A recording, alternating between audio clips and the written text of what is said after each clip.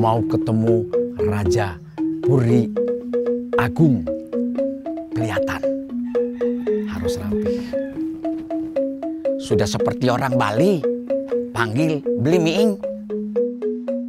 Tapi kalau keluarganya ada yang nakal gitu, jangan dilebarin begini tuh. Boleh juga. Melihat angkul-angkul. Apa itu angkul? Angkul itu tembok ada berupa Gapura, seperti gapura. kecil. Oh, itu angkul-angkul namanya.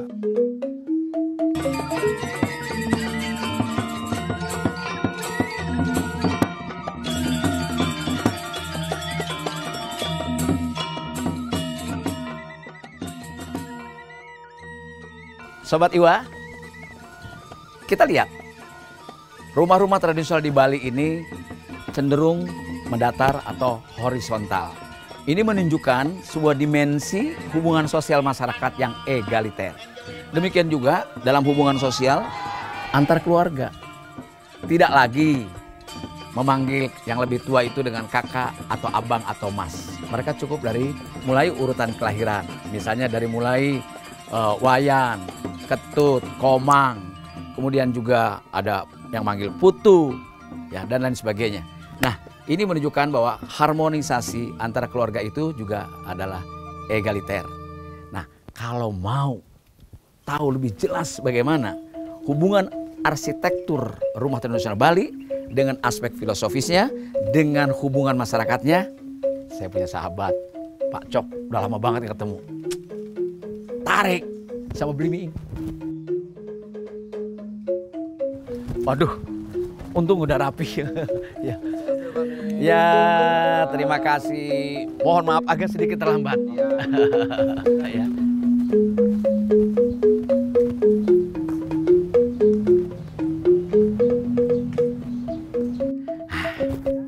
Mau ketemu Raja Puri Agung kelihatan harus rapi. Sudah seperti orang Bali, panggil beli miing. Om Swastiastu, apa kabar Pak Cok? Aduh, ini udah berapa tahun nggak pernah mampir ke Puri. Aduh, ini kita kangen bener ini. Iya. Silakan, kebetulan saya ada di Brajan Agung. Iya. Ini ada sedikit inovasi kecil-kecilan. Makanya saya ada di sini tadi. Katanya Pak Ming datang. Aduh, kita harus. Saya rindu. Aduh, lama kita nggak ketemu Pak Cok. Iya. Silakan. Ya, sahabat Iwa, saya sudah ketemu dengan Pak Cok. Sekarang berada di Puri Agung Pelihatan. Nah, ini beliau. Ya, mari. Silakan. Ya. Rasanya belasan tahun saya nggak kesini, Pak Cok. Tapi terima kasih loh waktunya ini. Waktu itu saya masih menjabat. Iya, betul. Sudah pensiun ya. Ya, ini sekarang tentu saya sangat bahagia sekali Pak Ming bisa berkunjung ke Puri. Nah, inilah keberadaan kita. Sekarang saya berada di Brajan Agung. Iya. Saya terima kasih loh. Iya. Pak Cok menyiapkan waktu untuk saya. Dan salam hormat untuk Bu Ratu. Cuma dari dulu saya belum sempat bertanya. Zaman saya kesini itu, kenapa ya rumah Bali ini terbuka seperti ini? Ya. Sebenarnya kita di Bali ini kan selalu mungkin Pak Ming keliling Bali pasti melihat tidak ada bangunan tinggi seperti di Jakarta, tidak ada. Ya, memang perda kita di Bali kan mengaturnya paling tinggi ya 15 meter atau setinggi pohon kelapa lah. Dan Sobat Iwa, saya mau tanya sama beliau ini, sama Pak Cok, kenapa ya rumah-rumah Bali itu cenderung terbuka? Ini kenapa? Apakah menjaga satu sama lainnya atau gimana? Ya, benar. Kalau di Bali ini kan kita harus menjaga hubungan keluarga itu dari orang tua kita punya banyak anak. Ada yang membuat rumah di luar, ada yang menetap satu keluarga di rumah sendiri. Jadi kalau dibuat blok-blok itu tertutup, tidak nyambung jadinya. Hubungan sosialnya kurang hangat ya. Hangat. Oh, iya. Kalau kita di Bali kan biasanya selalu pokok kita adalah Bali Dajo, Bali Dangu. Bali Dajo itu adalah biasanya induk daripada rumah. Oh, induk daripada rumah. Kemudian Balai Dangin adalah tempat upacara. Dari sejak lahir kita ada 1 bulan 7 hari, 3 bulanan, otonan, sampai kita kawin dan meninggal di Balai Dangin ini. Jadi mulai lahir sampai mati lah kasarnya. Upacara di Balai Dangin ini. Balai Dangin namanya. Ya, Balai Dangin. Dangin itu timur. Nah, Balai Dajo itu utara. Kemudian Balai Dangin dan Balai Dajo itu, nah ini di sudut ini melihat Gunung Agung. Nah di tempat suci kita. Ke timur itu. Itu tempat suci itu bisa disebut Pelacan atau Sanggah. Pelacan atau Sanggah ya. Begitu. Kalau kita melihat perbedaan puri yang mana ada Merajan Agung, ada juga ada Merajan. Itu bisa kita jelaskan sedikit ya. Kalau tiap-tiap pelemahan yang dimaksud tadi saya sampaikan itu selalu ada Merajan. Itu lingkung keluarga kecil saja. Nah sekarang Pak Ming saya ajak di Bajan Agung ini, itu kelompok daripada semua keluarga Puri. Disinilah pusat persembahyangannya. Oke, sebelum ke sana saya mau tanya Pak, yang mendasari filosofi dari tadi kan saya di depan, dan walaupun pengetahuannya terbatas bahwa orang Bali mendirikan bangunan secara arsitektur itu tidak boleh melebihi pohon kelapa lah tingginya. Itu dasar filosofinya itu apa tuh, Pak Cok? Nah sekarang kita kan selalu bahwa kita selalu arah kesucian. Ya, kalau kita membangun sebuah rumah, selalu kita akan melihat disebut dengan Asta Kosala-Kosali, Asta Bumi gitulah. Kalau Asta Kosali kita melihat dulu tempat kita luasnya seberapa rumah yang kita bangun. Kemudian kita membuat Kosalinya pakai tapak begini. Jarak-jaraknya ini kita sendiri. Hitungannya belum pakai meter. Enggak meter. Pakai langkah. Ya, langkah. Kalau hasta kan tangan ya? Ya, benar. Berapa hasta berapa? Ya. Kadang-kadang macam-macam, ada seguli itu sesuai dengan tanah yang kita miliki. Tapi kan ukurannya hasta itu kan relatif. Kalau orangnya tinggi besar jadi lebih panjang. Milik rumahnya siapa punya begitu biasanya. Kalau saya kan pendek, jadi kalau dapat warisan saya paling kecil dong.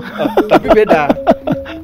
Kalau warisannya besar, besar, itu ada 3 jengkal tambah dengan tapi ada yang luas tanahnya bisa 11 Tapi kalau keluarganya ada yang nakal gitu, dia dilebarin begini tuh.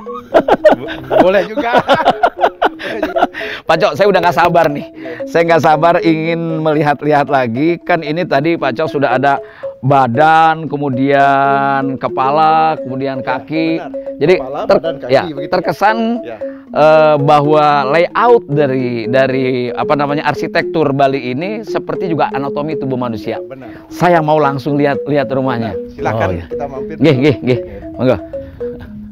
Rasanya kalau sudah masuk ke purinya Pak Cok ini, begitu masuk saja dengar musik yang klung itu, rasanya hatinya tuh sejuk.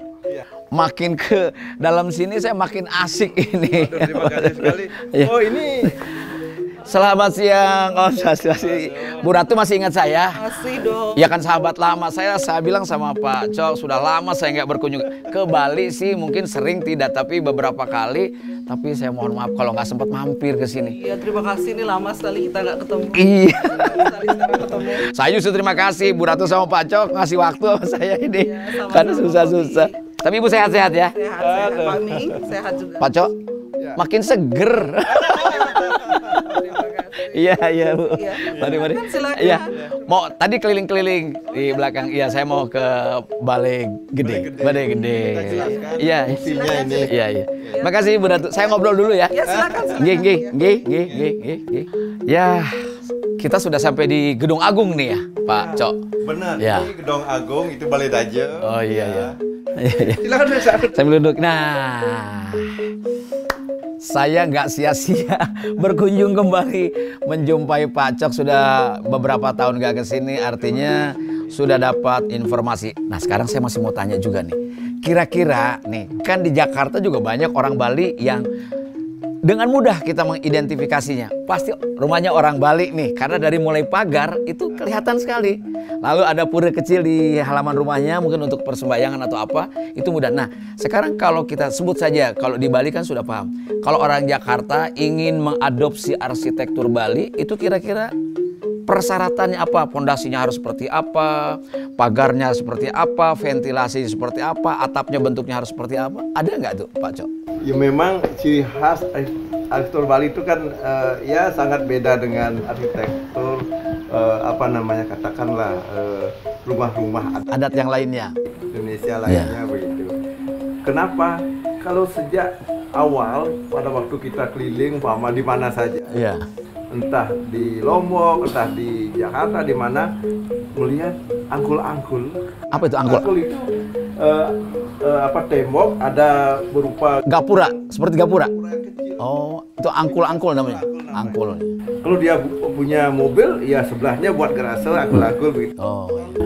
Lalu dibuat entah dia pasang Bali, entah bentuknya saja yang menciri khaskan itu. Kan itu pasti ada alasannya, filosofi kenapa harus ada angkul-angkul gitu. Ya pasti ada. Nah ini selain ciri khas, juga setiap orang datang berkunjung ke sana melalui itu dengan etikat baik. Oh, sebagai pintu masuknya. Jangan lewat garase. Oh, jadi kalau Bali angku-angku dulu baru masuk. Normanya seperti itu ya. Di tempat depan itu langsung dapur, masuklah. Nah, tadi ditanyakan kenapa bangun-bangun Bali agak apa namanya, katakanlah tahan gempa. Iya. Pengalaman.